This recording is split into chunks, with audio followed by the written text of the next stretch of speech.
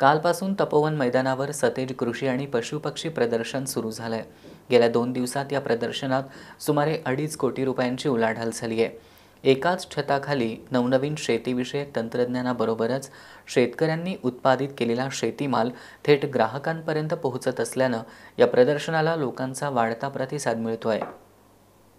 शेतकऱ्यांना एकाच छताखाली नवनवीन शेतीविषयक तंत्रज्ञानाची माहिती मिळावी या उद्देशानं डी.वाय. पाटील ग्रुप, महाराष्ट्र शासन कृषी विभाग, आत्मा कोल्हापूर, कृषी विज्ञान केंद्र यांच्या संयुक्त विद्यमानं सलग 5व्या वर्षी सतेज कृषी प्रदर्शनाचं आयोजन करण्यात आलंय। या प्रदर्शनात कृषी निविष्ठा तसंच शेतीपूरक आणि गृहोपयोगी वस्तूंचे उत्पादक आणि विक्रेत्यांसह शेतीमाल विक्रीचे स्टॉल्स आहेत।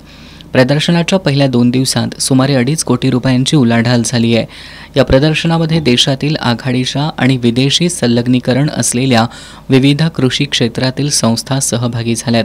शेतीची अवजारं, खतं, औषधं आदी कंपन्याही सहभागी झाल्यात। यावर्षी सुद्धा प्रदर्शनातील शेतकरी ते थेट ग्राहक विक्रीसाठी प्रसिद्ध असलेल्या तांदूळ आणि धान्य महोत्सवाला ग्राहकांचा चांगला प्रतिसाद मिळतोय।